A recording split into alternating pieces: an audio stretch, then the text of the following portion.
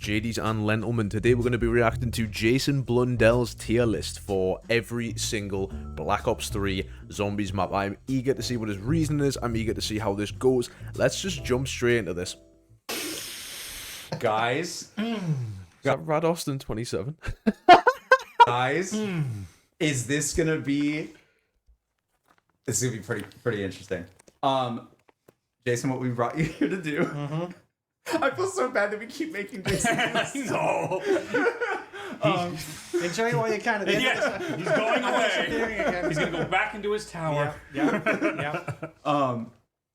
What we're suggesting is, would you be open to doing a tier ranking? Yep. Of, let's keep it simple. Sorry, sometimes I can't get over the fact that he's just kind of like sat there. Like, that is the man who made the entirety of Call of Duty Black Ops 3 just sat there with JCBackfire and Rad Austin 27. I can't get over that he's just there. BO3, because we could, if we said everything, we'd be here for literally 6 hours. Sure. Yeah. But let's do BO3 because I know that you had eyes on every single one of those maps. Yep. And maybe let's... I'm suggesting, I don't know if Reed, if you agree with me, but like, you're not gonna be able to choose your favorite child. No. That's gonna be impossible. Yes. How about we do it from the standpoint of personal favorites to develop? Okay. Like that was... That changes things up a little bit. I really thought it was just going to be based off of opinion, but this is going to be an interesting tier list. I don't think anybody's ever done this because, you know, nobody here in the community worked on any of these maps as far as I'm aware, so it's going to be an interesting take on this. Maybe it's not an S rank to maybe the community, but it might be an S rank to you and the way that map made it to the end. I'll have to put some other dimensions on it because they're all hard to make. Yeah, of course. But I'll put some other dimensions in terms of maybe things that got in there that we had an idea and they made it all the way through. Ones where things were lost. I'll try and put another dimension. Ooh, where things were lost. This ties into like the Black Ops 3 like dev logs that got released like a while back. I remember there was these these Word documents that were like plans for the maps and stuff. It was really, really cool to see how they were going to go with some maps. Because there's some features that just get completely cut from Zombies maps due to, like, fucking time constraints, budget limitations, all that stuff. It's really interesting. I'll try and put another dimension on it. That's good. So it's not just, this was great or this was really hard. Yeah. Because they're all hard. Yeah. They're saying no love for BO4. No, we love BO4. We do. Believe me. But I just for this... Everybody's got to love BO4. I will never, ever, ever understand the BO4 slander. Never. Tag is kind of ass. Alpha Omega is kind of ass, but the rest of them, fucking S tier maps. I don't care. For the sake of time, and especially because we're kind of playing GK today and stuff, I think we'll keep it to just BO3 for now. Please don't hate me, guys. We only have so much time. We only have so much time. And I think it'll be interesting regardless. And look, if you do it this way, then we could always do another one in the future. Exactly. Who knows? Sure. The world's our oyster on that one. Before we do that, though, just want to do a quick check. Audio good. You guys hear Reed? Can you hear Jay? Me and Jay are using the same microphone. Testing 1, 2, 3. Hopefully it's all good. It's all good on this end, bro. Call of Duty Zombie rankings. Let's go. Is JC still banned from Reed's chat? I'm banned from your chat? No, you're not. There's no way. No, he's a mod on my channel. There's no chance. There's no chance. That'd be no chance. crazy. Oh my god. You never were. No. Lies. Okay, great audio. Awesome. Terrific. Okay, so let's start with the Giant.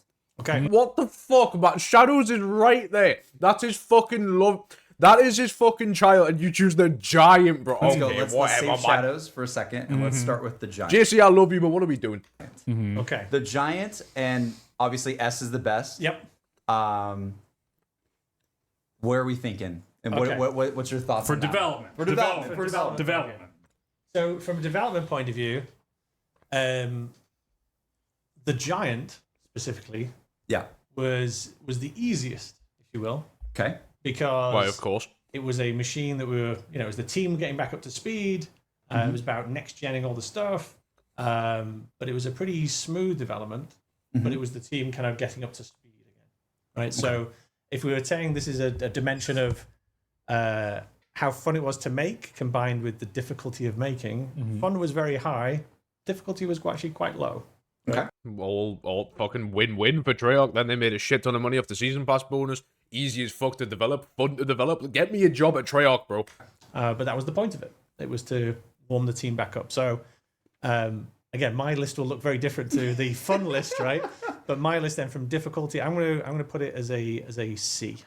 Okay. Because it was Okay. it was fun to make. It was not particularly difficult. So it sits on a C. I feel like that makes a lot of sense. Does that work? Yeah. Okay. Yeah, and it's not. I mean, it's Derice, but if it was Derice, that'd be a different. If it's Derice, it's a different conversation. Yeah, totally. Oh yeah, because I remember the developer commentary. There was a lot of stuff. Wait. Of course, it's going to be easier to make the giant because Der Riese was already made. So making Der Riese from scratch is a different ball game. So I can see why that would be a whole lot less fun because they also had a lot more constraints back then. With the budget of zombies was really really small. We're talking like DLC 3 or 4 World at War. I can never remember if World at War has 4 DLCs or 3, but I know that that Der Riese was the last DLC for World at War. But I also know that their budget was very small back then. So making Der Riese was probably a whole different kettle of fish. So that makes sense. Okay. I mean, there's a lot of fun stuff on the Giant, though. Oh yeah. There's a lot of so fun. many fun things. Yeah. But again, in terms of development, I've got to have distance to go here because we're going to have well, exactly. We can't all just be in the same slot. God, we're so good. We're so good. Have you seen those ones where it's like they limit you, where it's like you have to wait for it to show up in the list, and you have to plug it in immediately without knowing what the other ones are. Oh wow. So there's a lot of those on TikTok. Oh, where that's it's really like, smart. It's like you'll get, I don't know, you don't even know what maps you would get. And you're gonna you have to place and be like, only one can be S. Which That's one? clever. And do I do it now? Oh yeah, no, I've seen those. It's like you get them in like a rotation, and then you can only choose them once, but that slot's took up forever. I like them. They're cool. Wait, it's a fun. That's hard. Yeah. Yeah. Okay, so Giant is a C. Okay. Yep. Okay. I think that no one's freaking out about that one. Nah, that wouldn't be from what I can surprising. tell. S for the ciphers. That's true. That's true. Still at least one on cracked, I'm pretty sure. I think. Or did they so. get them all on Giant? You know what? Because Rev's only got one left. I just saw the latest Skype video. Okay. Yeah. Pretty So good. Sky the go. the one I spoiled. Yes. I know. I was laughing my butt off about that. It was great. Yeah. I think that one is now fully solved. Yeah. But yeah, the Giant did have the KN-44 blueprint. Sus. That's It was the giant. I thought it was Shadows. Ooh, I thought it was Shadows that had the blueprint. My mistake. very sus. Yeah. Okay. Any more thoughts on the Giant, guys? Before we move on. No, I feel like it's the easy warm up. It's the easiest It's yeah. a warm up. That's why I Yeah. chose it for. Yeah. I was like, No. No. icebreaker. Yeah. You know. I think Shadows would have been a better icebreaker. JCBackfire, but whatever. It's your video. Okay. Cal just said the Giant. Thank you, Cal, for your input. I love Cal. He's so funny. Anyways, all right. This is gonna be fun. Shadows of Evil. I mean, it goes immediately into S. Not surprising. Because of Immediate. immediately goes into S because of the lift of it, right? Because of the sheer complexity of the map, right? Not only did it have a very clear kind of artistic vision, which there's lots of opportunities to miss your target, right? And I believe we hit it really well. Yeah.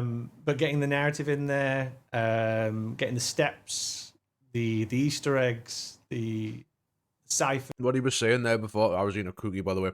Apologies, I was going to butt in sooner.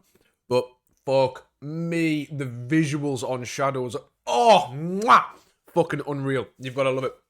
You've got to love the visuals on Shadows as well. The atmosphere of the entire map. It just... Shadows makes me think of boobs, cigarettes, zombies, and gobblegums. That's all I think of.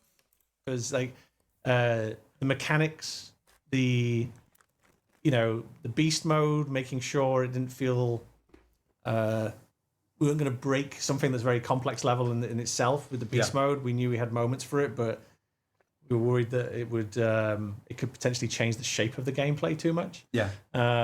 same kind of concerns we had with Afterlife, but it's a very different. I was gonna say they've done Afterlife prior to this, so they would have already, hashed out some of the things that were a bit risk with Afterlife, like, because to be fair, it's a very weird mechanic for zombies, like as in just for zombies purely. Apologies, I was eating a cookie. But so with beast mode though, you kind of, because Afterlife you die. I think the whole, you might explain it here, but I think the whole reason why they took out the whole you die if you don't revive yourself thing is because, to be honest with you, on mob, that mechanic does create some, like, cool situations where you get there just in time, you revive it, but at the same time, if you've put your arse and soul into fucking, this mob run, and you die to Afterlife, it's one of the most soul-crushing things, and you just don't want to play. So I can see why they took that out, if that's why they've done it. Different kind of experience, although it kind of, there's a spiritual connection there. And it all came together, which is why, like, when I've told stories about revealing it for the first time and people Look how happy he looks, man. being a bit more cautious about it, was terrifying because all those things really kind of came together really, really well. I'd say the one thing, actually, just to say the one thing that I think we missed on it. I mean, there's multiple things, but the thing that's very clearly we missed on it was we'd balanced it for developers. So when it first came out, we actually had it balanced. And we normally do a pass before we go out and go, let's just double check, because we've all become ridiculously good, or the team more specifically has become ridiculously good at playing it. Yeah. We didn't. It was in such a kind of fast run to kind of get it out the door. I think when it first came out, it was balanced a bit difficult, a bit hard. Yeah. And we had to kind of tone it down a little bit. I think there was I think I remember that. if I remember Really? correctly, I think there was a patch that you guys did because of, I think at the start you couldn't do all the gate worms yourself. Like you had to go and like transfer them to all the different places. But I think you guys made it easier with the patch to. We had definitely a skill difficulty one, and then we had a gobblegum thing as well, which was, I think, the cost. I think we gave you the first gobblegum for free, I think. Yeah, that was later though. Yeah, that was later. And it was great. Oh, that was way later on. I think that was after Zombies Chronicles. That, but I think the thing he's on about is the moving gobblegum machines. That was a thing on day one. Gobblegum machines used to move, and then you'd have to go and find it. I really wish they never changed that, to be honest with you, because to be honest, I like the fact that gobblegums are so scarce that they're only put on one machine. You know what I mean?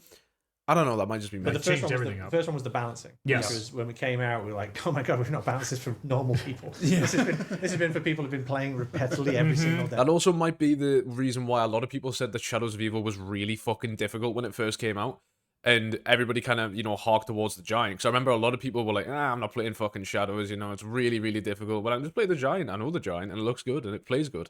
So, interesting that I kind of believe that the patches were like, put out that fast after release, because he's really like talking about how fast they had to get it out the door. I didn't think Shadows was that rushed on release, to be honest with you. Right? But apart from that, Shadows of Evil, I think, was a wonderful map in terms of hitting its targets. Oh, well, I have a question for the two different skyboxes. How did you approach that, developing that? In what sense? So, like, when we first start, everything has a singular skybox and lighting effect to it. And then once you release the Shadow Man, then you have your giant Leviathan creature back in. The only way to get that to go away is to beat the entirety of the Easter egg. So the map does look different. Did you approach that in any way? Not really. Well, I mean, yes. So, yes, a bunch of artists had to do a bunch of things for it. But so the big monster in the sky was because we were out of models. And we didn't have the time to actually make the big monster in the sky. And if I remember rightly, the big monster in the sky is a version of the little Arnie, essentially, because we were out of time. And it's a little Arnie. I think it's a version of that. Yes. What? What? I'm almost certain I've heard people make that comparison, but you're actually confirming it. It was. It's just a blown up little Arnie. Yes, I think so. Essentially, I think it was. So if it wasn't the final, that's what we used for the vast majority of it, and it probably stayed in there. So I'm assuming it is a little Arnie or a version of that. Sure. That's so funny. I mean, I guess they're all connected lore wise. Well, because we had these conversations about the huge Cthulhu coming through and all the rest of it, and we're like, we're out of time. We got a resource, and so it's like, okay, stick it there doing that. That's we obviously want to do a lot more animation, a lot more presentation on that, but. To be fair, I've always looked at the thing in Shadows and gone like, why the fuck is that there? Like, I guess the whole thing of it is that, you know, you shoot the laser up and then fucking, you know, it goes away. But I don't know. It's just it's always irked us a little bit, actually. We figured that if you've made it all the way to the end, you'd be happy with the end. I mean, I would be none the wiser on that. Yes. Right. Chat's loving it, especially either Big Arnie or all caps Arnold. Arnold, yes. Love it, chat. Oh, it's so cool. Yeah. I think if that's the one thing I would say, I wish I could go back and touch would be I would change that reveal, that final reveal. The final reveal of Richtofen coming out of the portal? No, of the Cthulhu monster coming through the sky. Right. Yeah. I would have, you know. Oh, because it's just a flash. It does kind of just happen. Yeah, you're right. I wish it kind of tore through space time kind of thing and kind of pierced in and kind of came in. Yeah. What a missed opportunity, man. Because because when you do complete the final ritual, you can't see it spawn in. You're underground and then you go up and into there. Could you imagine if you know where Pack-a-Punches, there was like a hole in the roof and it like fucking tears through the top of it. It could have been so cool. Far, far greater outside. Yeah. We just didn't have the time to execute it that way. That's my one regret there on Shadows. I totally would love that. But I do think there is something really chilling about when we played it, because I think there's like a moment or two where I remember my friends going, dude, look up, dude. and you look at me, oh my god. And the fact that it doesn't fully show it to you out of the gate, if I remember correctly, it kind of made it more scary in some ways, because it was just like, oh my god, there's an ominous thing that just happened in this up there. I mean, to be fair, the Shadow Man dialogue is kind of ominous in and of itself. It's like, your service to the overlords is appreciated. Like you've been betrayed, bro. Like, it's over. And we always talk about this a lot. Players don't look up a lot, right? So when players look up and you see a little side tangent, I remember one of the things me and my brother were baffled about is that you could see your legs in Black Ops 3. I remember looking down and being absolutely fucking baffled. Like, oh my god, my doom is coming. This is it. We're all about to die. I think so. It still works. Have you seen those videos they do of kind of creatures coming through and destroying the Earth while people, spacemen, are on the moon and stuff? Like the idea of huge creatures that could just destroy. That was what we wanted to get through, which was the idea of it's so big that it would just go. I always see videos like that circulate just on social media, where it's like, what would you do if you were in this situation? And everyone's like, I don't know, die. Probably die. Guess I'll die now. As the moon flies away because the Earth's been destroyed. Yeah. It's like, just fly out into space. I don't know. Well, to your point, there is a very Cthulhu vibe to that, where so many of the things with Lovecraft is you're looking at something and it starts to morph, or you see just things that aren't there. You look and then you look back, it's not there anymore. It's that going crazy. So that's still fun too. It still works out in the way that what? Well, it's the kind of the Lovecraftian, the people of Innsmouth, the kind of the story that really inspires Shadows of Evil. The idea that everything's just slightly off, and that's what puts you on edge. Yeah, I love that stuff. That is kind of true. I mean, to do Blundell's looking through my soul right now. Holy shit. But yeah, I mean, I've always felt that about Shadows. It looks like America, in the 1920s, and then it's it also just kind of doesn't look like America at all. And then it just, I don't know. It's just a fucking weird looking map, but it's really cool at the same time. The Pack-a-Punch thing, for example. Why is that shit down there? That is a whole ass ritual room under the city, and it's got subway stations and shit in there. It's weird. Well, I see you in the chat. I see you. I think the same thing, man. Every time he talks about that stuff. But yeah, that's good. I don't think there's a world where you wouldn't have put it at S, probably. Yeah, come on. I mean, it's a launch map. It's got all so the work's much got to depth. go in there. It's got so much stuff. The art holds up so well too. And again, I know we're talking about from a development point of view, but it probably had to be one of the most challenging, but one of the most rewarding. Yeah, absolutely. Fantastic art direction. All right. Okay, I think that's pretty good, guys. We're gonna move on to the rest of the DLC season. Here we go. DE. Now we talked a little bit about this on Noah's stream, right? Just gonna put this out there. My favorite Black Ops 3 map. I've got a bit of a spiritual attachment to it. From waking up at fucking 4 a.m. on a school day, to play it when I was 9 years old. Can't actually remember how old I was, but I think I was still in primary school actually. For the record, I'm 19 now.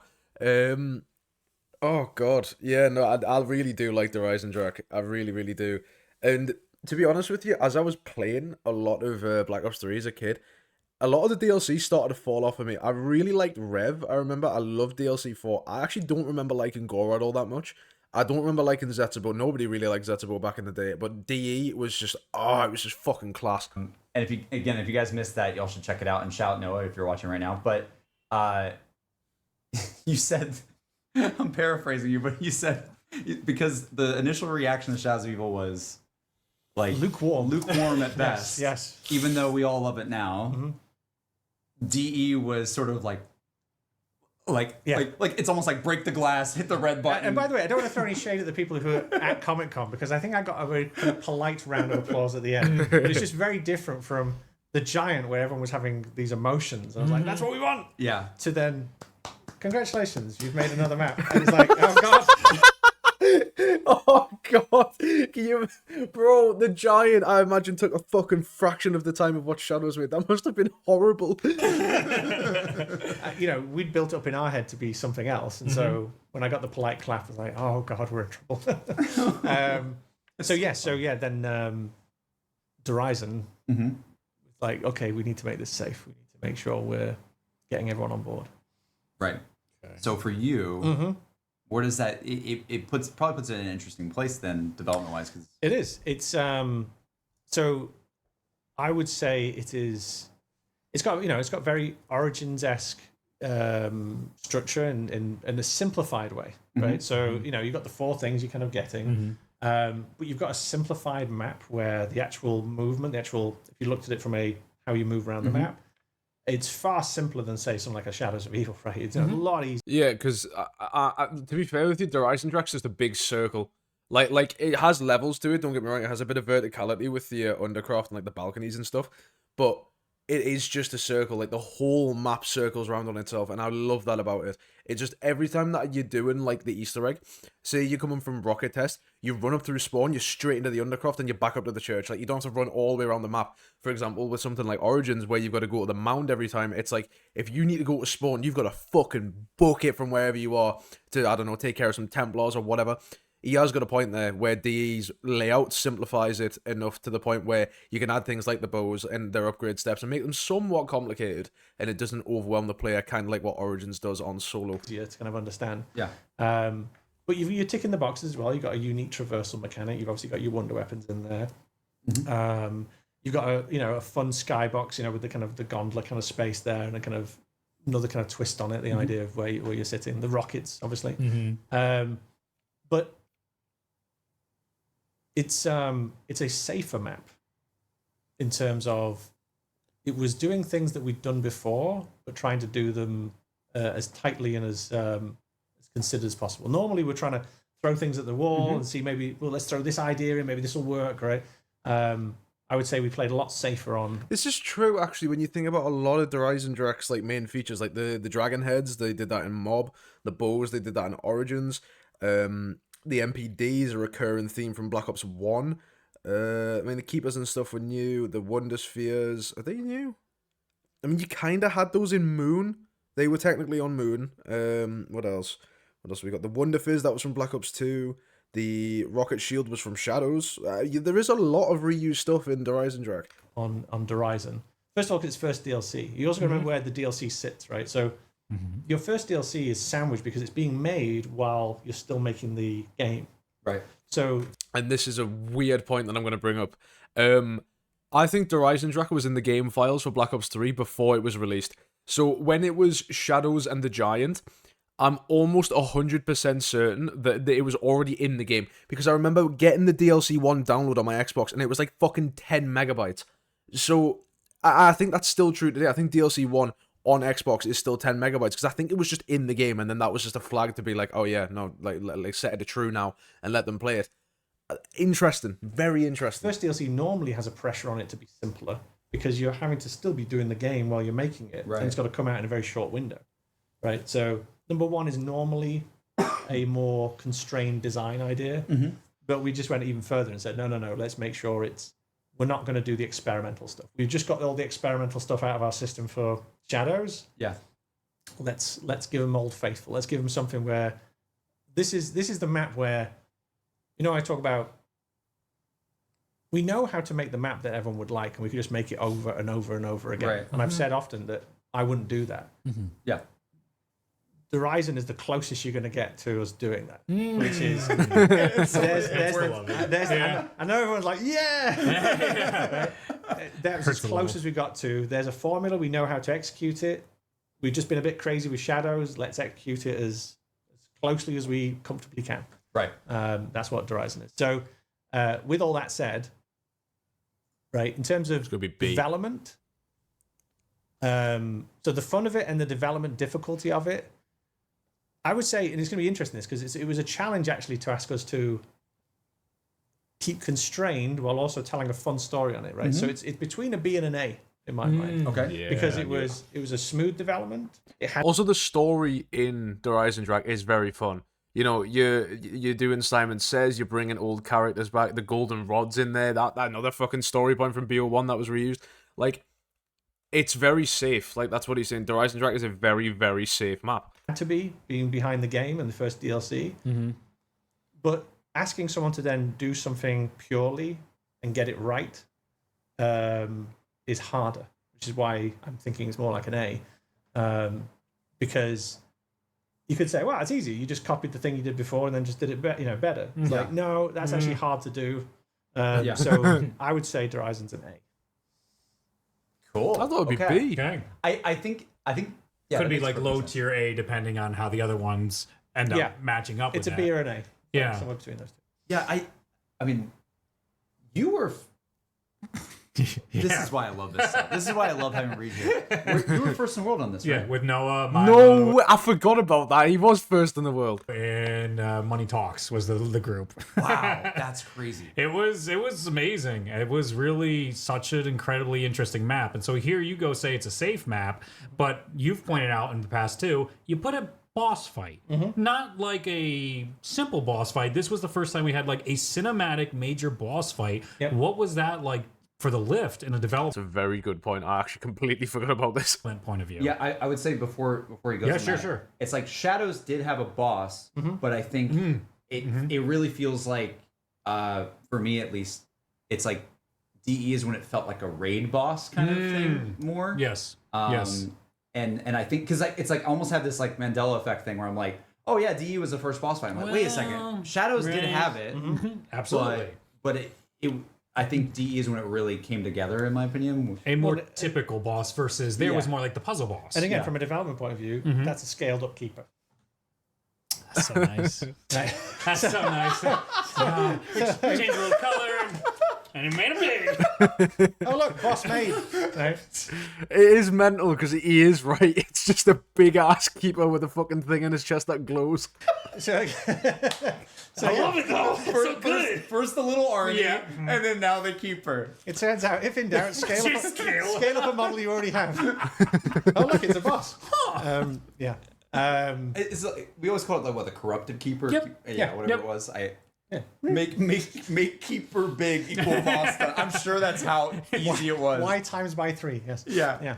But like I mean, even having like the wipe mechanic, right, where the first team goes in, which is brutal for that team, but it's a memory, right?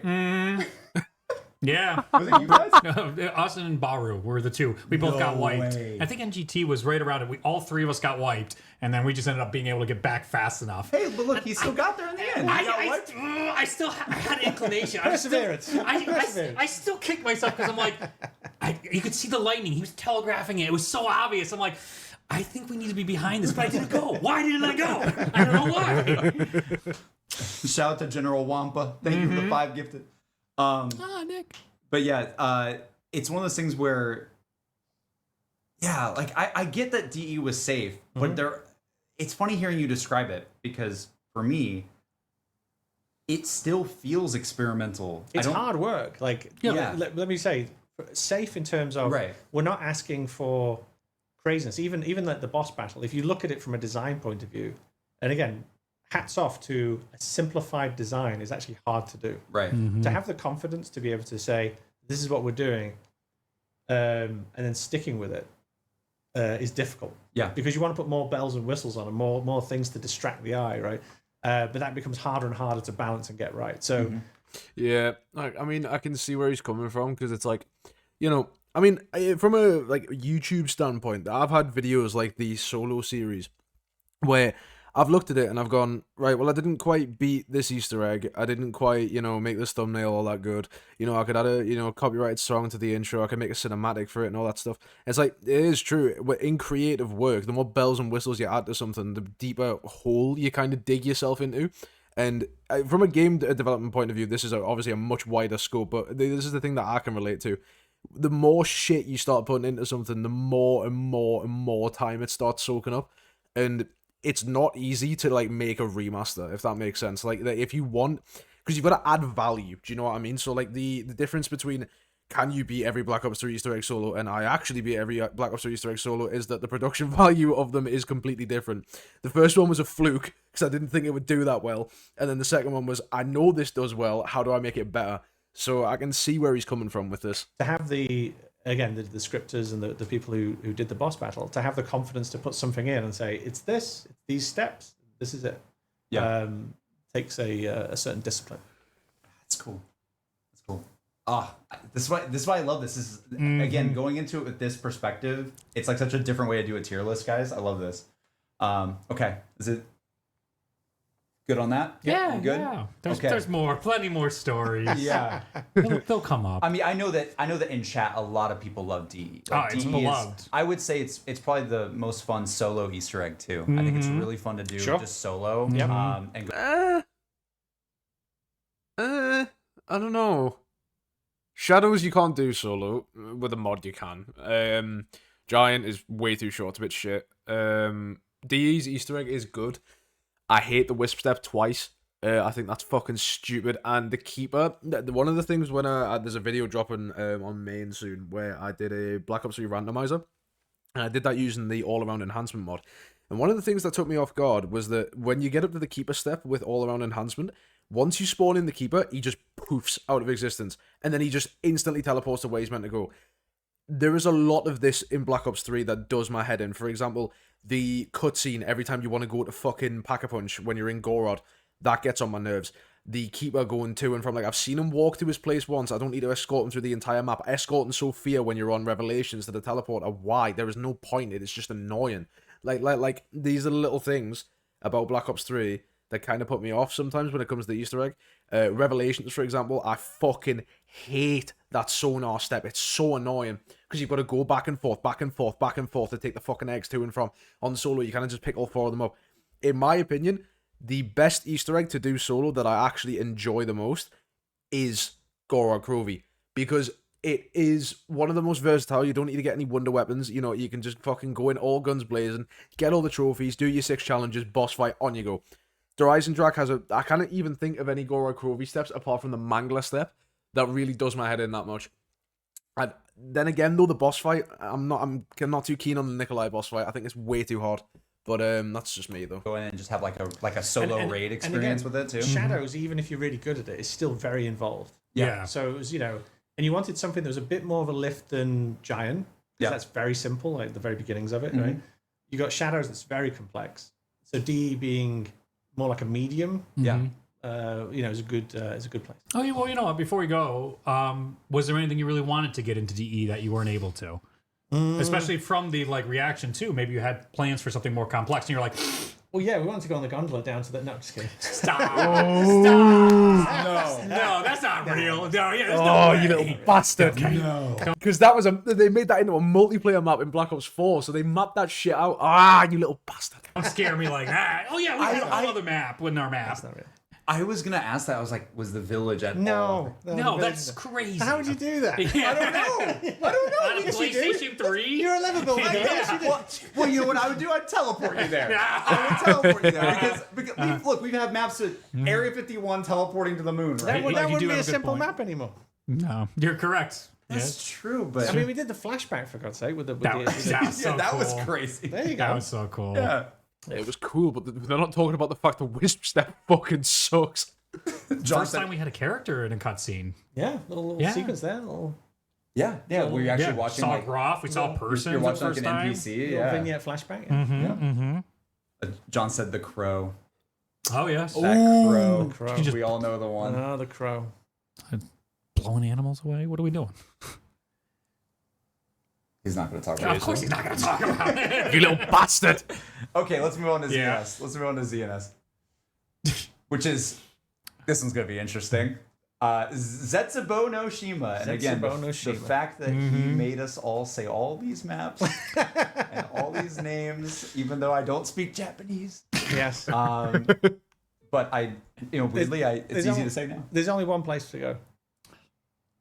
Jason. I know what he's going to do. We all know what he's going to do. Yeah, we do. Go on. Chat, do you know what he's going to say? I don't need to say it. It's not wrong.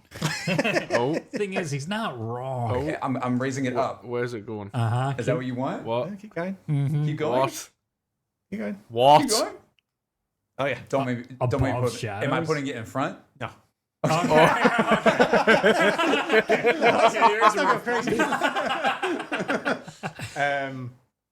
Let me make my argument. Okay. Again, let me Okay, make this- my argument. This is very interesting considering how the community reacted to Zetsubou. I don't even know what to say. I'm just letting. By the way, this, I'm known in development studios to have moments like this where I'll take on the entire team and go, okay, come on then, let's talk about it. Okay, let me make the argument. Okay. For sheer creativity, first of all, Sure. for a bold, like taking on the map and saying nothing is sacred. Let's look at power differently. Let's look at this plant mechanic differently. Let's talk about swimming. Let's talk about even the way we're going to open up doors and the shape of the map as well. Like I don't know a map that was more experimental from top to bottom. On top of all that, the engine itself was going through serious reworkings at the same time as well, and then the atmosphere, and then the tone and the organics and that kind of palette is quite tricky to pull off as well, right? Yeah. It was really good. They did fucking nail that though. Like all of the vines and the fucking gooey, ooey shit. Like they nailed that. Good. Now, are there elements of it I would change? Yes, there are. That's true of every map. But in terms of, we're ranking this in terms of the fun of developing it, the difficulty of developing it, right? And I'm going to put in there the artistic and the creative as part of the fun. It's right at the top because that takes, from a development point of view, confidence and risk to be able to pull off something like that. And I think it was an awesome adventure. Cool. That's what Zetsubou is. That's well said. That's really cool, but at the same time, I remember a lot of people fucking despised this map when it came out. I like it now. It's if I had to put it like, if we're ranking all 6 of them, it would probably be like top 3. I think my list would probably go Der Eisendrache,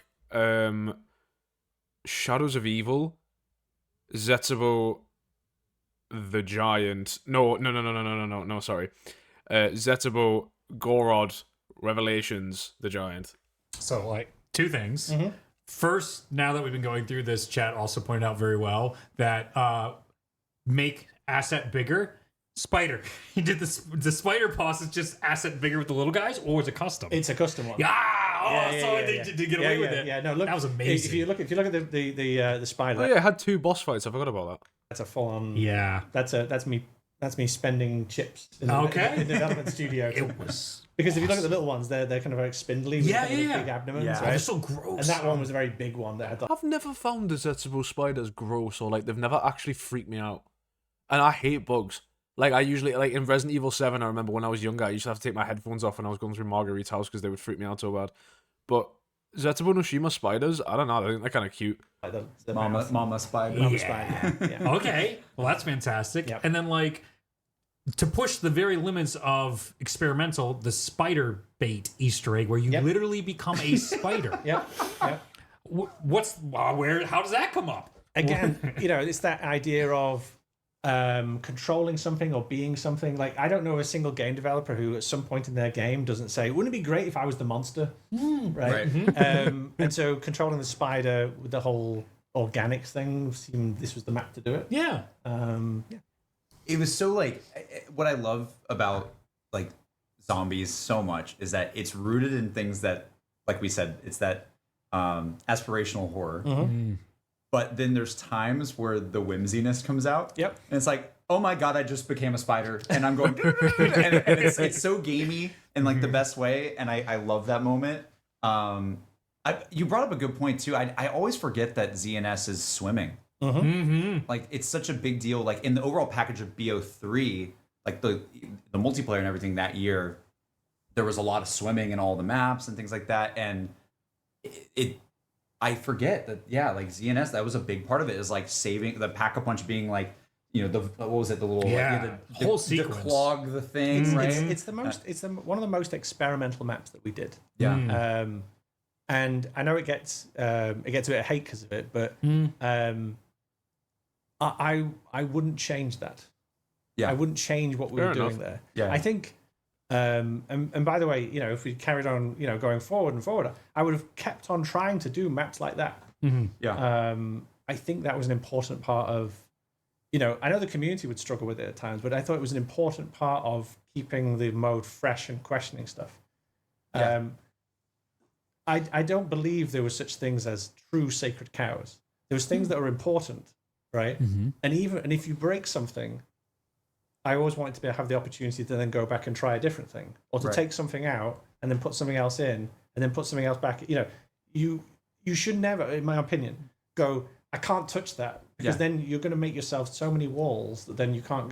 There's an argument to say that once we put 4 wonder weapons in, well, that's it. They love that, so now we can never not put 4 wonder weapons in every single time. Right. Oh, they love that step. Oh, well, we have to put that step in every single time. It's like, I know he is not talking about the Wisp step, bro. And also elemental wonder weapons, we do love them. But I really feel like as of late, especially with modern zombies, they've been done to death.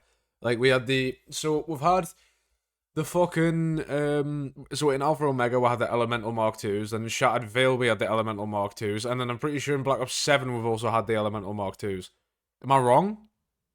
I don't know if I am. I feel like we have had them again.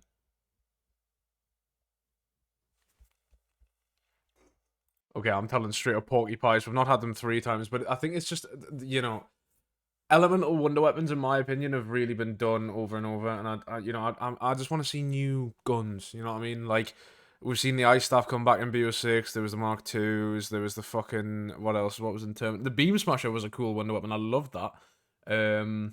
What else? We had. I'm trying to think of Black Ops 6. Shattered Veil was the Mark 2s. And then Reckoning was it was like the weird plant gun. I love shit like that. Like, just the nostalgia's cool, but like, just can we have more new shit? I feel like if you're doing that, you're operating from a place of fear, and then what happens is you end up turning it into a production line. Yeah. And so you've got to do things. And so Zetsubou, the reason why it has such a special place in my heart was it very brazenly said, we're going to try all these things. Yeah. And I love it for that. I love that. Shadows was trying a whole bunch of things that are very different. And again, the ones that you remember, you go, that's great. We don't like that one. Like, it's the same mentality that's generating the hits as there are the potential misses, right? Yeah. It's like you said, you don't know if it's going to, you don't know, it feels the same. That's an experiment. That's an experiment. Which one is going to work? You really don't know. It's the same feeling. Yeah, and I think the marrying it all together, I think was absolute incredible work. So that's why Zetsubou has a special place. Oh, that's awesome! I love that. I'm seeing a lot of people say the round the monster in the distance. Yeah, it's got a name. No, it doesn't. It's just a monster. It's just a monster in the distance. But yeah, I think that there's a lot of cool stuff there. I love getting like Widow's Wine from the spider. So cool. I love that. That's so cool. When you come out of the spider boss fight and there's just a pool of it there and you can just drink it, it's awesome. The whole, like, I know that there are people that I know that their entire personality is, yes, I like Zetsubou No Shima, and I love the gardening. Like, I love prepping all these things. She has t-shirts. I love Zetsubou No Shima. It's like, so I have to get up, hello, I'm Jason Blundell, and I love Zetsubou No Shima. No, I think people aren't, I think same way with Shadows, I think, but it's different. But I think that I would say during the season, I think ZNS was kind of like the one everyone was like, oh yes, the least hyped about. Yes, you know, hate to say it, but it's just reality. But I think nowadays it is the same thing where there are people that kind of realize like, oh, it's kind of there's a lot of cool stuff here, and there's people that really rock it, which is cool. And it definitely grew on me over the years. Like, no pun intended, it really did. I used to be a Zetsubou hater, bro, but now I'm a reformed guy. You know, that moment also then allowed you then to have the highs of the next moment. Totally. But they were lovers of Zetsubou, who you know. Those crazy people out there who'd send us mail and say, I love it. Don't know, make it honest. Like, good. Yeah. Well, the word, as you keep describes Zetsubou, that keeps coming to my head is identity. Like, it's very clear these maps have their own identity, and you play Zet for a completely different experience than you play Shadows of Evil or Gorod Krovi. Yes. And we used to say at the time that we wanted parts of the community to argue with other parts of the community. Like, we wanted there to be a group of people who are like, I like Zetsubou, and all these people don't, and that's okay. Wait, so you wanted there to be tier rankings? I wasn't really thinking about tier rankings, but I wanted there to be the disagreement, right? Because we're all different, and we should all be. One of the things that's really made me happy is like the chemistry between all of these guys. Like I don't know, like you've got JC who's been in the scene since 2016. You got Reed back there. I'm not really watched a lot of him, but I'm pretty sure he's kind of good. And then you've got Blundell as well. It's just so nice to see that there's actual chemistry between them, and it's not just, yo, look at this guy, bro. He literally made zombies, dude. Like it's really cool that there's actually it seems that they seem to be buddies, which is really nice. Making different parts of gameplay should people respond to it in different ways, right? Rather than trying to make a product that everybody's going to be happy with all the time. Yeah. You want to be like, I like this thing, and I'll fight you for it, right? It's like that's an important part. Oh, I love that. Well. Speaking of, because again, we still have to get to the director's commentary today. So again, apologies, chat, but we're gonna have to move on. We could sit in each one and talk for like 30 minutes if we want to, but GK. By the way, I literally have a GK poster in the background of my room, still to this day. From I believe I got that. I think you guys sent that to me after Chronicles. Oh, nice. I think Activision sent it to me, and that was. I think I have some of the other ones too. I haven't been sent anything by Activision. But that's the one where I have to hang that up in the background still because it means so much to me. And yeah, Gorod Krovi. This is. I mean, you know where I sit on this one. I bet. Yeah, everyone knows where I sit on this one. So Gorod Krovi again was another one of those ones where I would say that we were back in Risk territory again, right? Which was okay. We're going to do some crazy things, traveling on a dragon, a defend house. See Codename Pizza down there. Everyone freaking out that the PPS stage was pure cinema. I remember there was compilations about that shit. The Manglers, the Manglers, fucking Manglers, bro. GK, and then we had them up until now. Like why, bro? Became a staple. The flying drones, because we thought they loved the they loved the bugs from Shadows of Evil, so we might as well put another flying thing in. That's insane. And by the way, every time we talk about flying things, we're like, they're gonna hate us now. They're gonna hate us now. It's like, let's put one in then. There's a lot of experimental. Like Gorod, in so many ways, could have had the same reaction as a Zetsubou. To be fair, the Valkyries were annoying, but they were nowhere near as annoying as the fucking bugs on Shadows. I think it's because the bug spray, like when they actually shoot at you on Shadows, it has fucking aimbot. You can't dodge that. But the Valkyries kind of shimmy about. They go left, right, and then they'll either do a charged attack, or sometimes they'll even do a fucking suicide bomb dive onto you. It's so cool. I think Valkyries are cool. I would say Zetsubou had more mechanics in it, which is why I think the opinion was stronger on it. But if you look at the kind of craziness that's kind of packed into Gorod, and some of its steps on its Easter egg are also quite involved in terms of difficulty, right? It's patrol, defending of escort missions, right? Yeah, those ones are universally hated, right? Yeah, we all know that. Yeah. just to be clear. So it's designed to be tricky. The pipes and the change in the flow of the. Oh my God. These are hard steps, right? I mean, does he know about Chronorium.com? But I also felt that the kind of environment and the tone of it being the City of Blood kind of thing was that it kind of asked for a difficulty, less kind of. If you think Zetsubou asks for more kind of presence of mind, consciously aware, you have to think all the time in Zetsubou to keep. Like, what are you prepping? And... Yeah, you've got to be. Yeah, no, this is true. Every time I play Zetsubou, I always feel like I'm being really proactive with the way I'm thinking, because it's like, I could water these plants now, and then I could, have the rainbow water set up as well, and we could have all that on the go. Then I can also go and do the KT4, I can go get the Masamune, then I could also be working on my challenges. Like you've always got something going on Zetsubou. You're really multitasking to get Zetsubou working, really flowing. Right? That's, I think, one of the reasons why people have trouble with that one is it's not really...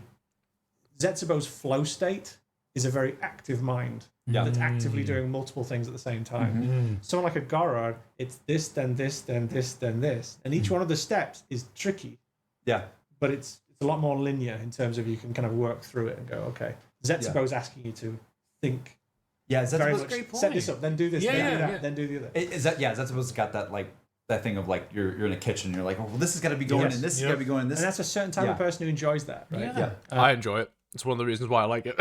But we kind of knew that. GK, to me, always the reason I love it, and we'll talk about more today too, is like it's just the moment to moment gameplay being so quick and snappy, and there's just a movement to everything. Like everything is moving in the map. I think that's a big thing why I love it so much. And like I get into the flow state of just like core killing zombie gameplay. In that map quicker than like any other map. But Gorod has very kind of tight areas, and it also has some real rough turns and corners and shapes. Yeah, like the bunker underneath where the famous Lex clip was, where he dies on round 73 or whatever. In there is like it's a very tight area. You've also got like the department store and stuff, like the lower levels of it. There's some pretty tight areas in Gorod. It was as risky. That's what I'm saying. When we were looking at it, it was like. This could be a stinker, right? That's wild. We weren't sure because we had the over the topness, right? We got the dragon going. Yeah. But when you look at the core gameplay, a lot of the things that the hardcore community could have issue with are in there. Yeah. Right. And that's the other thing that we didn't know. It wasn't that just if you do tight gameplay, if you do this, then community equals dislike. Yeah. Because you can do other things and layer it on top, and that's why it was a continual experimentation. It wasn't about, well, we know that these corners or these shapes are hard, hence never do them. Right. It was, well, what can we put in that now offsets this feeling? And sometimes you put it in and go, that worked. And sometimes you put it in and go, no, they don't like that. It doesn't matter what we put here. Yeah. Right. But it's the incorrect or the mistake to make is to think. I mean, yeah, I feel like I might be just absolutely fucking spitballing here. But the bridge between, what do you call it? The infirmary and the, what is it called? The armory. I really feel like that was one of those moments because it's like, yes, you have the underpass where you could go through the bunker and all that, but a lot of people hate the fact that you've got to go back on yourself in zombies, so they added the bridge. I think that could be one of the moments. I don't know. That's what it seems like to me. Think, okay, did this, then it's bad, and so we never use it again. Because actually, the zombie community likes a bit of difficulty in the flow of it. Yeah. And so all those techniques are still valid, right? It's just how you have to figure out how to tinker it. How you put the ingredients together. Yeah. There's maps where I could tell you things that you don't like about that map succeed in this map because we put this thing on the side, and that's what offset it. It's so cool. But it's the same thing that you're saying, oh, it's because it's fundamentally that. That's the problem. That's really cool, actually.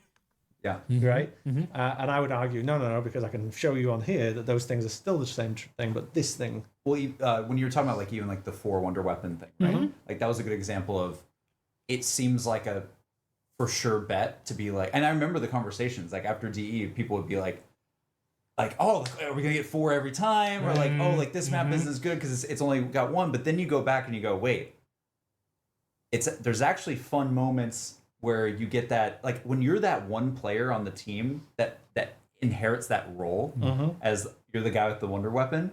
That's a very different feeling, and that's a very rewarding feeling for them, and it changes the dynamic that you have with your team throughout all the maps. Like when you, because there's some people who won't pick you up if you got the Wonder Weapon. if you're on the moon and you got the wave gun and you're the guy with the wave gun, you feel, I don't want to say cooler than having the bows, because the bows are really cool, but there's a certain feeling of like, oh yeah, look at me guys, look at me, and you do miss that in DE because everyone kind of is just awesome. And again, I'm going back to something we were talking about earlier with what you're saying now, but it depends how you layer that experience and what is around it that gives it the community being passionate and critical is a good thing. This is not something to be shied away from. This means that there's a community engaged, and so as we saw it back in the day, which was, okay, our job is then to give them different kind of experiences. Yeah, we're going into the kitchen and coming out and going, we'll try this food then. Yeah, try that food. It's not you like fish and chips. It's like my kids, well, chicken nuggets every night then. It's like, although my kids do get chicken nuggets. It's like we've got to keep on kind of trying different ideas, right? And then the community is going to have different opinions. Now, again, you can't look at the community as being developers, which means that the way they're going to express it will also be, it's not the kind of language that when developers are working, we learn how to talk about things and critique, while not just taking the legs out from it, right? Fucking turn around and just go, this is shit. We shouldn't expect the audience to have I fucking hate this, change it. that mentality. We should expect them to just say, oh, that's rubbish, or that's good, or, but that conversation was always what we were trying to kind of craft and keep moving forward. So, we didn't put GK down, but GK is... was just as risky as the other ones, but in terms of fun and development, and then ultimately satisfying what it did, I would say it's an A. Above DE, probably. Yeah. Ooh. I figured as much. I mean, he put a giant mech and dragon in there, 2 phases of the boss fight. Yeah, the 2-phase boss fight was crazy too. And then Monty, we'll talk about that later. My God. There's so much, but we'll talk about GK later. You reminded me, though, as you were pointing out in your story there, of something me and my friend used to always do with the one wonder weapon. We get it. Wave gun on Moon would literally happen one time, or in Kino, you get it, and then you're like, I didn't get nothing from the box. And you're hiding it from your friend the whole time. So your friend's like, come on, where is it? And then he's like, when you're down and everything's just like, look what I have. And then it comes out and you're like, oh, okay. So you don't get those moments, but then there's the flavor on maps. Some moments you can have that, like, you lying to me? You're with your friend, or you're having to like, oh, we all get to have fun. Yeah. We all have our different flavors of our wonder weapon. That is true. Yeah, you get those stories. I definitely have moments like that too. I love that. Oh my God. Oh man, this is cool. I love this. Okay, now to another interesting map. Revelations. Ooh, this is gonna be a good one. I'm grabbing a fucking biscuit for this one. All right, Revelations. I loved this one when I was younger, when the game was kind of more fresh, and then as like time's gone on, I've started hating it more and more. And I think it's just purely down to the fact that I'm an Easter egg guy, and I'm not so much like a high round guy anymore. This Easter egg sucks dick, and I hope they get into it here. Ooh, this one's. I'm so curious what Jason's gonna say about this one. Revelations, guys. Okay, Revelations. This is probably the finale of the tier list, because we could talk about the individual Chronicles ones, but we're sticking this to mostly this, BO3. Okay, so you're at the end of a season. Yeah. Right. Normally, again, I'll speak business-wise. Normally, DLC 4 is the least selling DLC. Right, it's the one that sells the least amount of copies, unless you're Origins. Let's just go ahead. It's normally the least selling, and so from a development point of view as well, it's the end of your energy. Like in terms of your team is like at the end, right? Yeah. You gotta remember, as they're going there, you're also starting to talk about the next one, right? Right. So keeping everyone's energy high on a team that's just busted it completely is very difficult, right? But the positive side is that everyone wants to finish the story. Right? Everyone wants to kind of finish with a bang. Which is interesting because the ending everybody hated. I remember. We'd obviously planned what we know what it was going to be. We knew what it was going to kind of go. To be able to pull it off, so when we talked about this one, we said, okay, how do we not make the TV show like when TV shows like Happy Days and stuff back in the day? Yeah. When they run out of time or money, they'd always have like Fonz having a flashback, and what it was just all the old episodes of the TV show. You remember the time when we went to that, and then just show and they'd make an episode, which is just a character remembering the previous season, right? Because he ran out of money or time or whatever it was. And so when we talk about this one, we're like, how do we make sure that it's not that? That it's not just, oh, you know, we got some old shit and let's just put it all together and go, there you go. Yeah. And so it's this conversation of how do we take the old maps so that the flavor and the feelings and the memories are there, but then make its own shape and have its own personality. Yeah. And there was a real question of, can we do that? Is that possible? Or, you know, like if you get these Lego pieces and put it together that way or put it together this way, we always just feel like, well, this disjointed experience of playing through the bits of the maps that you know, rather than this having a new identity in itself. Right. Like, does it actually flow together? Does it make its own map? Yeah. Or is it Which is interesting because the whole concept of Revelations is that it's all torn apart. So trying to make a map that looks torn apart, but feels like it still plays right is probably one of the most difficult things ever. It's like, yeah, I feel like I'm going from that map into this map into that map, and it's not got its own personality. Right? Do you guys think you nailed it, or do you think that it's only the community I- can say? But That's what I would say. I feel like I hear both sides. I hear some people say that they do feel that, and it's a real tricky one. Yeah. Because you're at one level, you want that because that means they're remembering the old maps. But at the other level, you want it to be able to have its own identity. Right. And so it'll always be difficult. I'm really happy with what we did. Did we get all the way? No, I don't think we did. I think there would be things that we could do that could get it all the way, but you wouldn't do that in a fourth DLC. Gotcha. Because the things I would do to then truly elevate it into its own world would require engineering and art lifts, which we didn't have the time or energy to do at the very end of the season. So would it be safe to say that? And then I would arguably maybe not take that kind of spend if I did it earlier in the season as well. Right. So that's why it's dangerous. Okay. Like, if you gave me the problem and said, Jay, you've got to make one map, it's got to rock, and it's got to be made from old maps, but it's got to have its own personality, I'd be like, right, I know what to do, but it's a gamble. But I would know. That's so interesting. That's really interesting. So because of the actual like timing of it, you know, it's the end of the DLC season. There's stuff that he's missed out there, and that's really, really interesting because it's like, I wonder what that stuff was. Do you know what I mean? What I would do. So would you say this was probably the least amount of time in development out of all the DLC maps? No, it's going in the background. So what normally happens is you have multiple DLCs running, but the team only has enough time and focus to do, let's say, 2 at a time. Yeah. So number 3 is always running, and then once DE's done, you know, then Rev starts, but it's running in the background. So it'll run with the skeleton team. Yeah. So it's kind of it's getting work done as it's getting work done, but it's also having its resources stolen. So as it's going along, if we suddenly have a difficulty with Zet, you know, hey Bob, who's working on Rev, come over and do some work on Zet. Gotcha. Because what's shipping next is the most important always. Right? So but that makes sense because, you know, Activision. Well, if we don't get our money, what is the point? Yeah, so there's aspects for sure of like GK has all like some really, really awesome like cinematic stuff with the dragons, and that might have pulled from Rev. It can, but you got to be careful because each map will then use, well, I'm the most important. What they're doing is they're screwing the guys later down the line. Yeah. So what we have to do is be very careful of going, yes, you can't have everything that you want, Gorod. Yeah, I know everyone's very excited about how awesome Gorod is, but you don't get to steal from Rev every day of the week, right? Yeah. Because as soon as Gorod's done, Rev's up. Right?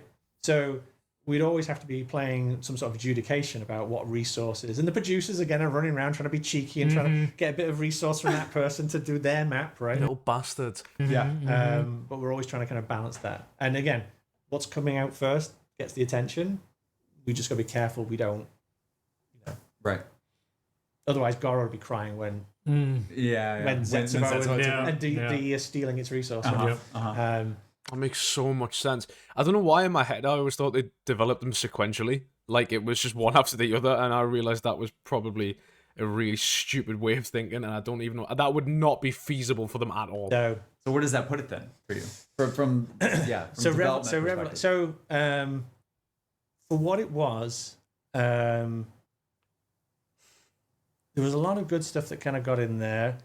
Trickiness of development. It was relatively smooth. Time pressure, losing resource was always a struggle because being at the end, you always are. I give it a B.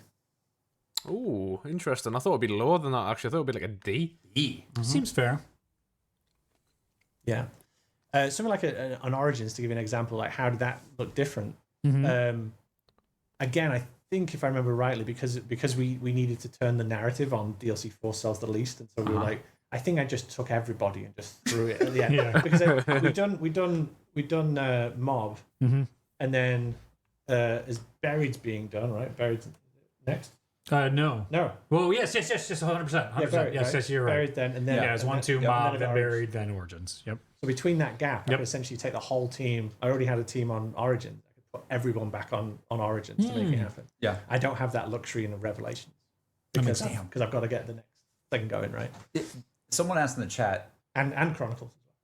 Yeah, that's Oh, I got that as well. Yeah, that's just the thing. It's like, why did I fall? That's that's the other thing. Yeah, just only the best-selling DLC of all time in the PlayStation Store. What do you mean? These 8 maps. Yes. I think Heaven Chronicles was worth it. Oh my god. I mean, that changed my life. So. Yeah. Again, it's like Chronicles, or I could have given Rev more personality.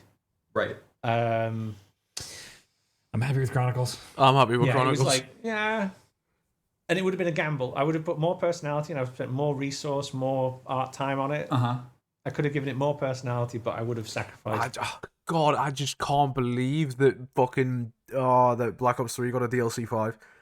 Like, it's one of them things where it's everybody says it, then it never happens. But for just some reason with Black Ops 3, it just did happen. And I remember as a kid, I was fucking bouncing off the walls. A good portion of Chronicles to do that. Yeah. As someone in the chat mentioned, I assume this is I'm right in saying that. like because the way the final boss of the Shadow Man is kind of reminiscent of the Shadows of Evil boss fight. Yeah. I assume that was there's a world where that could have been more. It could have been more higher, like more budget put in. Yep. Yeah. Yep. Okay. You could have gone further. The thing I'm talking about, actually, although you could have gone further, the boss fight. That's what I always think about, because I remember when. Sorry, I didn't mean to cut you off. But like, there's just moments where I remember doing that boss fight and being like,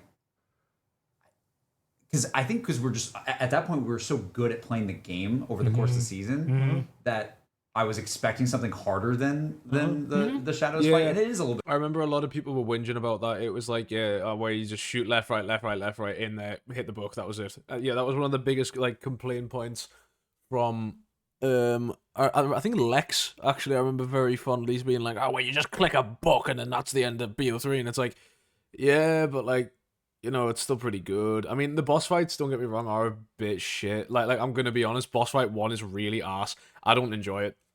I don't enjoy killing a bunch of fucking Margwas. Boss fight 2 I quite enjoy, because it's just like, grab summoning key, fill it up, chuck, there you go, done. But I just, boss fight 1 just does my head in, especially with the fucking symbols and stuff. Harder, but in my opinion, but it's not as hard as GK. By no means. Nope. But that's probably intentional too. I remember I was having a conversation about the difficulty of the end boss fight, and we were like, listen, if everyone's got to DLC 4 and have completed all the way to the end, are we really looking to make a difficult boss battle at the end? I remember that conversation. Because it was a conversation of, do we go even further? Yeah. And I was like, just a minute. So these people, to get to this point, have bought all the DLCs. Yeah. And have basically done all of the Easter egg steps. And we're going to kill them. We're going to make a boss battle at the very end that's so hard. But you say that, but we're what they want. We're masochists. Yeah. We a bunch of the most hardcore sickos. I mean, that's very weird. That's very weird, in my opinion. The final boss is always going to be the fucking hardest thing. They make it easy. They make the executive decision there to make that easy on purpose is very interesting. I'm not saying it's bad, but it's not necessarily what I would have done if I was in that position. The final boss is always regarded as the hardest. Most HP, most fucking attacks, you know what I mean? Then one-hit kills. I mean, Der Eisendrache, I think, was the only boss that had, like, a fucking one-hit wipe, I'm pretty sure.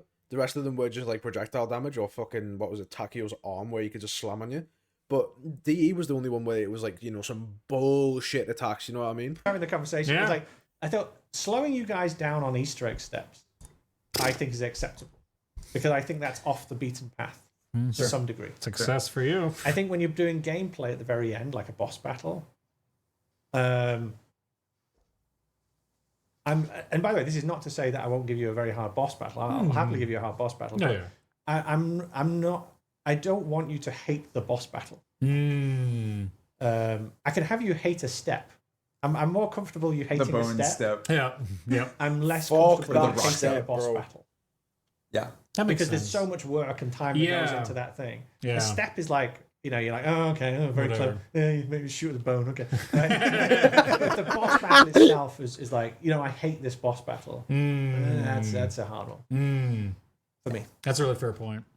I'm not saying we didn't do it. I'm just saying, Yeah. I have like if if a design comes to me and says, well, what happens if we did this and this? I'm like, at some point, are we just being dicks, right? Like it's okay to go wipe out. Okay, we telegraphed it, we did it. Okay, it's nice. It's a nice little moment there. And Shadow Man boss battle at the end is no walk in the park to a normal game. It's not. No. It's not. It's you not, guys to are be fair. It is quite difficult. I struggle with it still.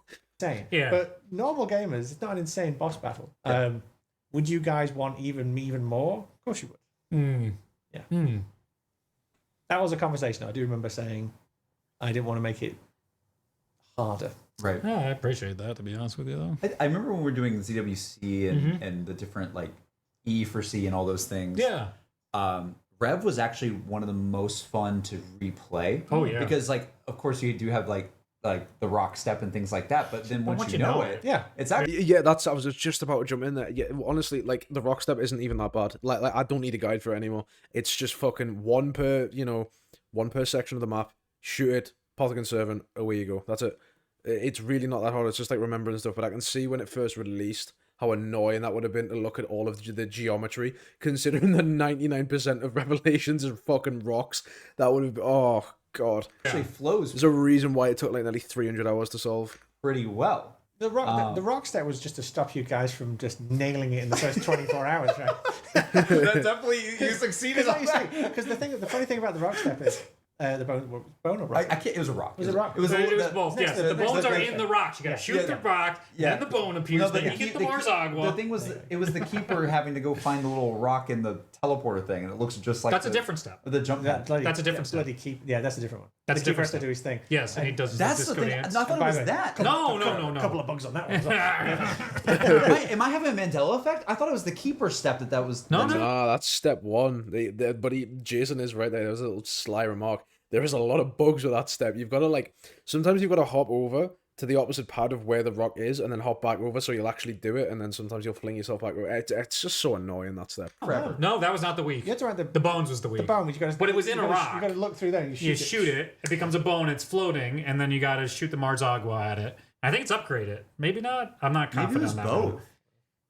Maybe it was both. Could have. Oh, it's both. So it took a while for the first one because we had to set there the was so keeper many set. rocks I know it and took like a bones. week. But again, once you know it, you know it. Yeah. Yeah. Right.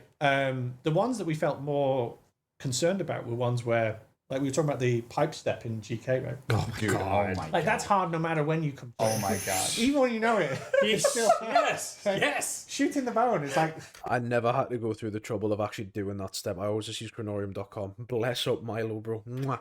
easy. Like it's rock. It's like nothing, right? We were more worried about those steps. Like every time people do this, they're going to have to go through this. Yeah. And then there was a question of, yeah, okay. Let's give it to them. But like the bone step was like, okay, it'll frustrate them as they're looking for it. But Yeah. once they've got it, Yeah. it's nothing. 2 seconds.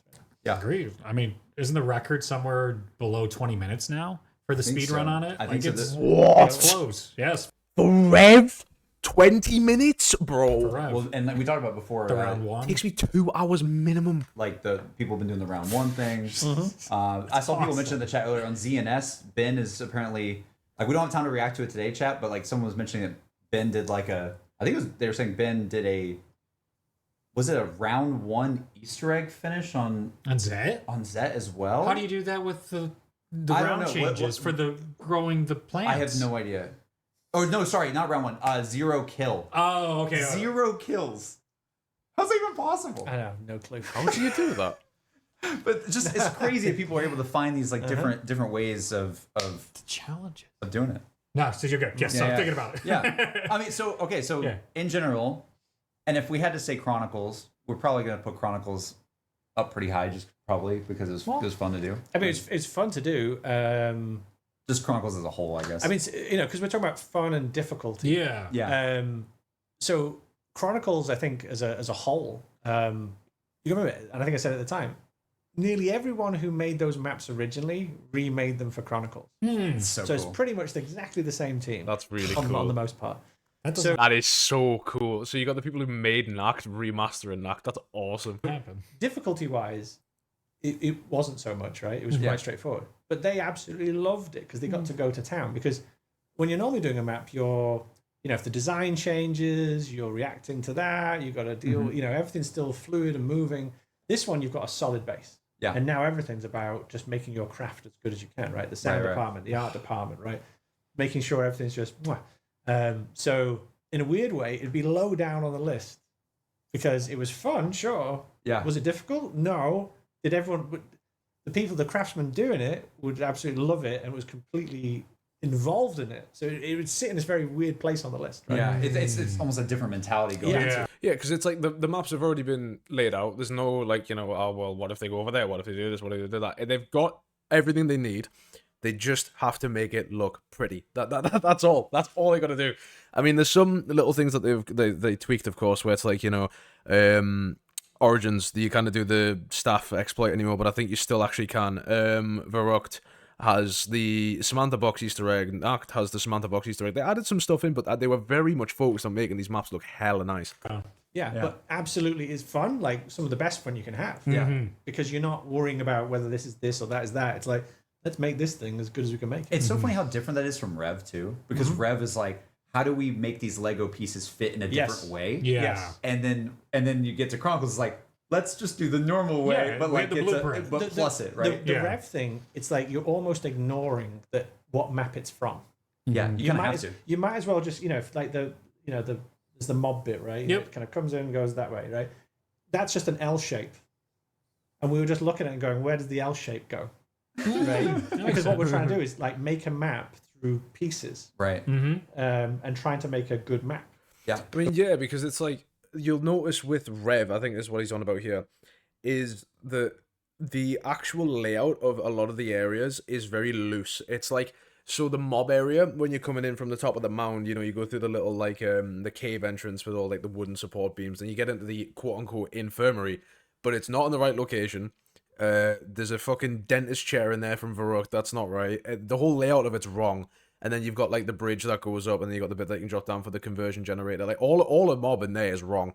Is there anything? Origins as well is also a victim to that. A lot of the pathways are very weird, especially next to Gen 3. It's really fucking odd. What else have we got? I don't think anything really changes for Verrucht. I think Verrucht is pretty 1-to-1. Nacht is pretty 1-to-1. DE, they closed off some doors. Kino, they closed a lot of Kino off, actually. The like the main door and that where the Bowie knife is on Rev, like where you usually go up to go through to the teleporter, that's gone. You got the little 2 outcrop and you can just walk up to the pack-a-punch room. There's a lot. Don't worry about There's a lot. What it is. We're just looking, going, okay, if we just made a good flow, is this fun? It's so cool. And I say, I think we were reasonably successful. I think there's a couple of things we could have done on top of that to give it really its own personality, but that would have been, in my opinion, too much investment at that moment in time. Can I ask you one more question about Rev? I'm sorry, I don't mean to go back to Rev. No. Like, how does obviously how does when you block out something like Rev, you already have from the past the Geo. Yep. Right. Yep. So does it look better in like the prototype stage? Or then no, because when you know what I mean? When you pull it over, you don't pull it over textures. You just pull over the grey box. Okay. And you also got to remember that some of those older maps, again, were using Radiant. Right. And Radiant originally was brushes, not objects. Right. Okay. So that's a whole world of pain. Because you're thinking, let's say, modern engines, you have an object, and you can take that object and you can replace it. This is brushes inside Radiant, which are essentially planes that are defined to make shapes. Right. Right. So I was wondering, I was like, does it look better at first? Because you might shutting up because I kind of understand what he's saying, but I also just don't. have some of the Geo I think when it ordered up ahead of time because you have it from something else, but it may be, but it would come out. It might be base textures, so you don't have any normal maps or scratch with maps or anything. But I think it's even worse than that. I think it's just grey box. Because again, you don't really want it to look that good for a while because you're all about shape and flow, right?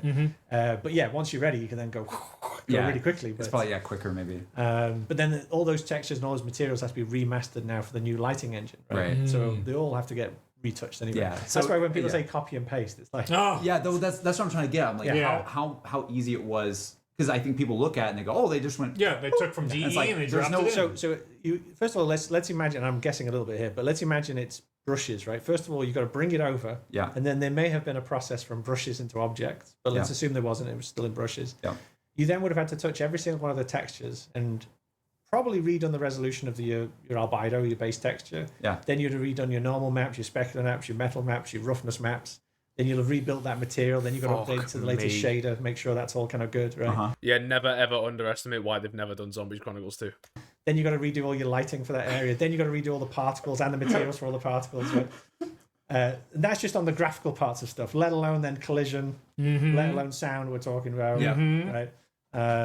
So yes, the copy and paste that people refer to is grossly underestimated. That's if you just try to do a 1-for-1. Yeah. Yeah, totally. Yeah. Their chat is killing me with the chicken. They said address the chicken. What every goddamn stream, Reed? What's always about the chicken? There's a chicken coop in Revelation. I believe so, yes. And they think there's a cut Easter egg revolving around this chicken. Yeah. And what you guys don't know, for the past year working with this man, his enjoyment of a good chicken in a video game has boggled my mind. And we'll just be sitting here and Jason will be like, what about a chicken thing? I'm like, oh, he's just joshing me. He has his British humor and he jokes up. And then months later, he'll come out of nowhere and be like, so the chicken thing I'm bringing, I'm like, oh my God. So this is why I'm like, even in your past maps, it seems like there's always this little hidden chicken thing that you're trying to get your chicken in a map and it's not working out for Jason loves his chickens, man. For some reason, or I think it's worked out quite well. He is not a sucker for medieval castles, chat. It's chickens. Don't say that. Has dark connotations. Those are... But like Daps Arcade, the main character is a chicken. And the whole story is about your friendship with a chicken. Yeah, no. Jason likes his chickens, bro. That's true. Oh, yes, it is. Wait, that is true. There's chickens everywhere in these games. Chicken it's wild. Wait, the chickens are also like your buddy shooting a gun. Absolutely. What the hell? What's wrong with chickens? There's nothing wrong with chickens. Chicken? But this is like, there's always a girl in a lighthouse. There's always a chicken in a Blundell game. It's true. There's always a lighthouse. There's always a chicken. I hadn't thought about it like that. Now you mention it, yeah, I do seem to put chickens in all my games. Okay. All right, well, there you go. We addressed that. And Well, I don't know if that answered anything. They said, let him explain chicken. He's not going to say anything. he's not gonna. Leave my chickens alone. El Pollo Diablo, the devil's chicken. So just to put a stamp on it, Chronicles, would you put it in like a... Does it even go anywhere in this? Well, it sounds weird, but like Chronicles would be like a C. Yeah. Right? As in, it was fun to do. Yeah. But it's not hard. It is hard. But allowing everyone making it to have loads of fun. Yeah. But in terms of But it's not experimental. No.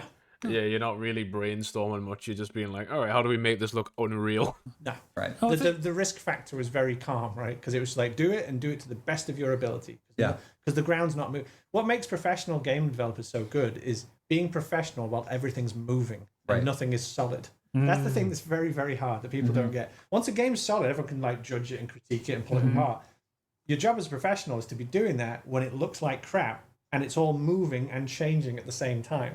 That's the hard bit, right? Once a game's done, you know, everyone can get on a sofa and go, oh, I wouldn't have done it that way. It's like, Well, that's what I would have did. you've got to be doing it while it's being made and it's moving, right? Yeah, totally. And also building that foundation from the outside coming in, I have bigger appreciation for what's being made versus what can be modded afterwards. Not that mods, there's tons of effort and time that goes into that, but from what we were working on to make something from nothing, oh my God, the lift, the effort, the energy that has to go into that is so much more than I would have thought on the outside. It's just like, oh, it's not just simple like... I've never actually fucked around with the mod tools. I've actually been meaning to, because I've been wanting to learn how to code my own mods. But, like, bro, GSC and, like, just mapping tools on BO3, fucking hell. Well, you make this, and then you can just change it infinitely. It's like, dude, everything breaks all the time. All the time. Exactly. And it's reasonable, too. It's not like, oh, it's this X, Y, and Z makes it... It's like, no, actually, logically, it makes sense why this breaks. It makes sense why this process is so involved. I mean, God, the stuff we got to... I miss it. Welcome, Reed. Yes. Welcome. Magic Fractal. Yes, Yeah. please. I would love to continue. Please. Please. Yes. All right. Is it GK time? Only $5 a week. We'll give this man. And I can design more things for you. Thank you, Silver. Thank you for putting the link. We are close to 15K on Magic Fractal, guys. So Alright, I think I'm going to end this video here. Shout out to Magic Fractal, of course. It's the little studio that these little chums are making. Gotta love it. Thank you to JCBackfire for the video, and thank you to you for watching. I will see you all in the next video. You should go and watch this one where we look at some zombie shears. You should go watch that right now. It's on your screen. You know, get up, grab your TV remote. I'm guessing you've got a Amazon Fire TV stick. You're going to grab that remote, you're going to press that weird fucking circle button, and you're going to go and watch this video now. That's what you're going to do. That's what you're going to do. Alright, we got that? Cool. Get up, wake up, fucking turn the next video on. Don't let autoplay take me off your channel. I swear to God. Right, anyway. Bye.